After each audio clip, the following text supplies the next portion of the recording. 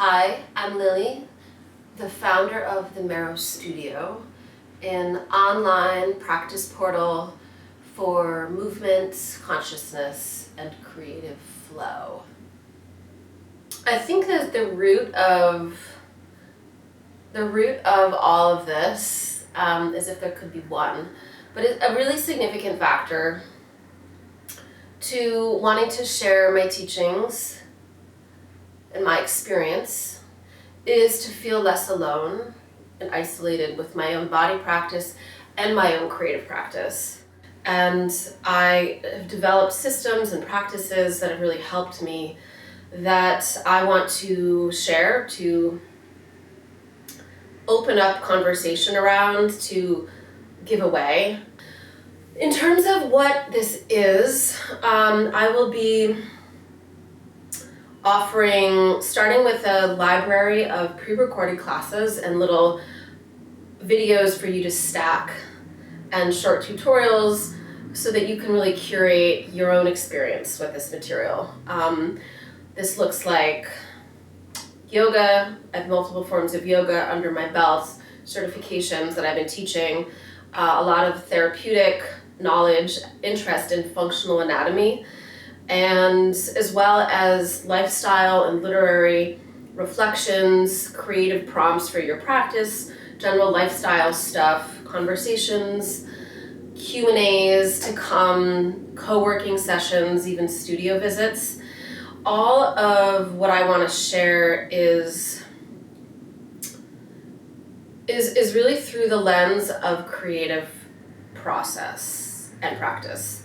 I am a multidisciplinary artist. I began as a professional dancer, and then my career shifted into filmmaking, working in VR, immersive spaces, installation work, public street projections, as well as now feature films and the documentary space.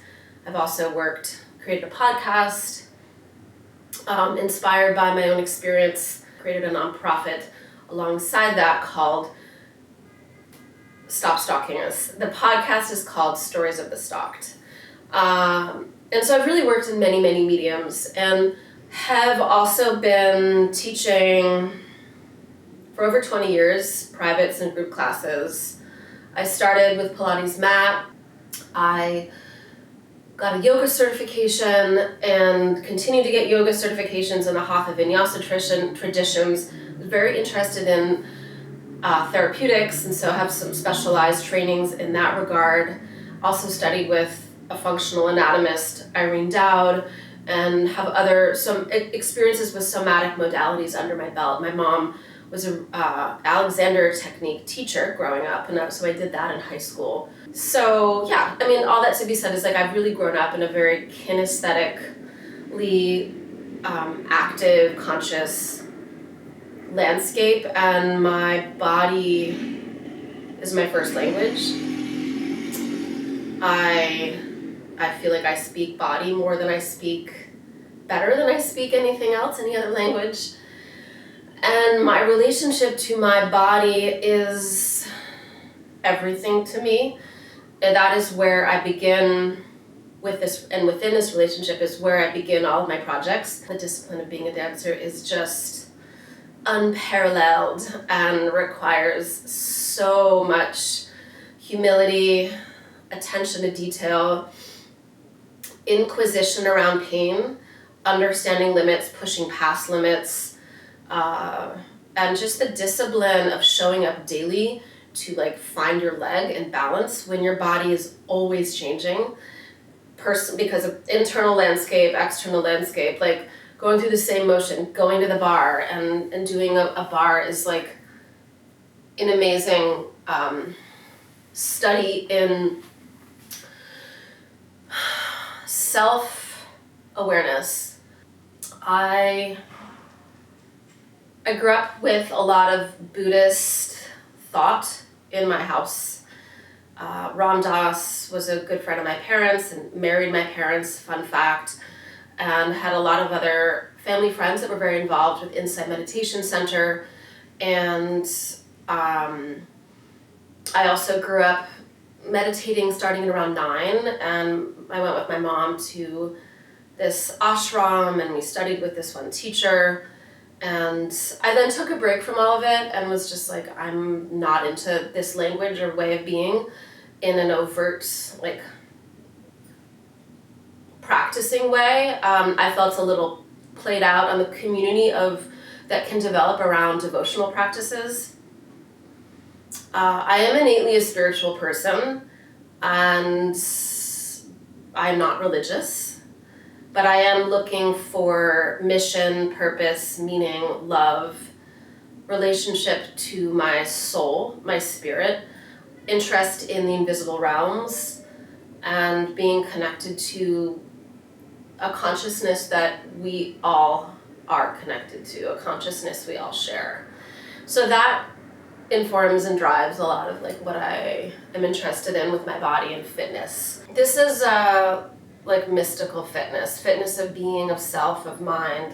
By fitness, I mean feeling alive, feeling vital, feeling radiant, dexterous, strong, awake. The sentiment behind my choice to choose Marrow is to dig into the essence of life, into the essence of life force, into the essence of what is true, exploring this idea of deep knowing. Like, what does it mean to suck the marrow out of life? Like, to really go to the innermost inner, to be inquisitive, hungry, curious. And by inner, it's not necessarily deep inside my body or your body, but really just to cut to the chase, to the heart of the matter, in what is beyond us and bigger than us, and then also what is within ourselves. And also, like, how to be efficient with your time, how to be cut to the heart and suck the marrow out of your day, out of a project, out of like your alignment.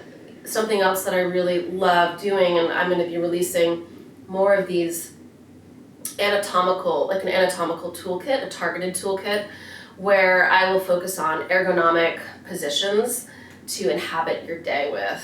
It's another kind of geeky interest of mine, is like where to put the keyboard in relationship to your elbows. Like when you're sitting, what are you thinking about, paying attention to, shoulder injuries, wrist injuries, things that like ramifications of durational work life. I also am really interested in my classes in exploring this idea of executive presence. How to show up to all of it. Smartly, kindly, articulately, honestly, discerningly.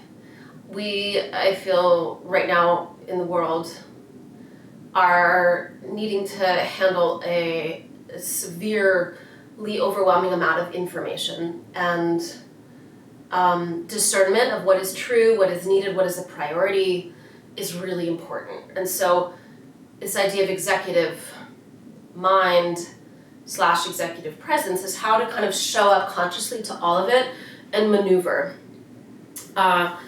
So there's some tools and like practices that I do, meditations and different workings with pranayama, breathing, and even mantra that help me gather enough momentum and prana, chi, to navigate this and to really like tame my mind. And I'm also working with clearing subconscious and unconscious patterns. I'm also really interested in working with what I see in a lot of my clients and friends and creative colleagues, just depression, lethargy, overwhelming feelings, fear, and as I mentioned, injury prevention and rehabilitation is really important to me. Also working with this idea of flow states and indecisiveness, just all of these things that I see being like really hard. Like people are navigating a lot. So I have worked with a lot of different kinds of people. My first client, private client, has a prosthetic leg, and so I started working with her, which was an amazing teaching experience, learning experience for me to work with her in that capacity. And I have another dear client of mine that I saw for many years who was in bed, unable to move, navigating MS, and so we did a lot of manual manipulations and worked quite a bit with neuro repatterning. And a lot of athletes do this, like when they're training in the Olympics, actually, they'll see themselves doing certain things, and then the act of seeing activates a pathway that then allows a certain kind of allows the body to follow, and you can develop a really refined physical acuity with that, and also just kind of move in directions that you didn't think you could. I've worked with triathletes. I worked on the set of a movie, training stunt doubles and dancers to come together and have a uniform movement. I have taught in hedge funds, law offices, nonprofits, private group classes, worked with a lot of artists. Love to just problem solve and see what people are navigating in their lives, learn about what they feel like they need, and then bring to the table what I see that could be beneficial, and kind of marry the two. And permission and safety, permission and trust. Those are two words that are really important to me in actually on set and also in class. I like to challenge people to encounter limits and make decisions around limits. And at the same time, and those limits could be being still, they could be moving through a really rigorous practice, moving deeper into relaxation, but we need to establish trust. And so those are two things that are really interesting to me across all fields of my work. I got certified in zero balancing, which is a body work that helps to organize the structure and the energetic bodies. So structure and energy in the body for more easy, efficient existence and moving.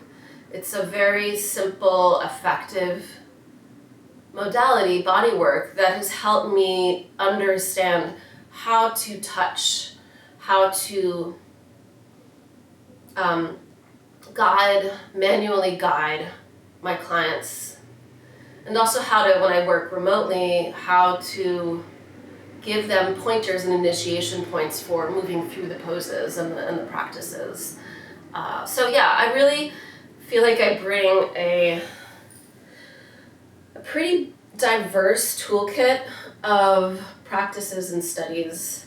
One is being a professional athlete as a dancer for many years, and then the other is navigating pain. I had an experience with disability where I lost control and sensation, 80% of it from the waist down within 72 hours, contracting a very rare neurologic syndrome. I was misdiagnosed and navigating a lot of pain for almost 2 years, and then have since had a hip replacement and still navigating the neurologic condition. And it's just deeply humbled me. And I call it the perfect storm of illness and pain. So I come from this, I love to work out, I love to sweat, I love the burn, the rigor, I like to feel in shape. I like to push things, I like limits, I like to push limits, I like extremes. And then I got to a point, and very suddenly, where I was at the feet of who I thought I was. I couldn't express myself in ways that I had known. I couldn't do the things that I loved. I couldn't release tension or energy at all. I just couldn't move. And when I did, the pain was so beyond. So during that time, I had to basically, a part of me died and another part was reborn. It was big stuff. I was forced to discover new ways of being, I realized that I have more than one body. I have many bodies, that I'm not just my body, that I am more than my physical body. And I kind of always knew this, but like I had to really live this and put a lot of this into practice. During this time, I found these exercises in the back of a book. This like sequence that I could do that involved lying on the back and lifting the arms and the legs and breathing in repetitive ways with very specific hand and arm gestures. And I did this for like 3 years straight every day. After I did it, I felt completely alive. And like my whole system was awake and as if I just climbed a mountain. I don't know why I always say climb a mountain, but it's what it felt like. I was just like at the top of this mountain. I was just like, rah! And it was just from this sequence that I found in a book. And then I did a deeper dive and I realized that that was a Kundalini sequence and have now continued with, I have 2 certifications in Kundalini yoga and have been very interested in looking at the historical development of Kundalini. I just took this amazing course looking at its appearance in the 5th century in the Hatha corpus, and just that idea of like energy that is coiled at the base of the spine, that is when it is released, brings you into a higher state of consciousness, feeling, energy, love. It's also great for the glandular system and the neurologic system and a lot of other things. But so that's been pretty epic and good. This is a dialogue. I am just starting this. I want to hear about it, how it's going, like just be in conversation and really with the goal of like asking, what does it mean to have a body? What is our body, this thing?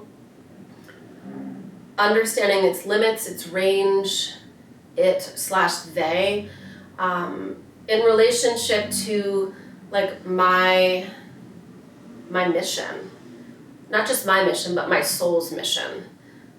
And along the way, feeling really good and enjoying the pleasures of life, feeling agile, strong, fit, and kind of just like really respecting my body, right? So liking my body, not just feeling good in it, but liking it and living from that. I like my body's place.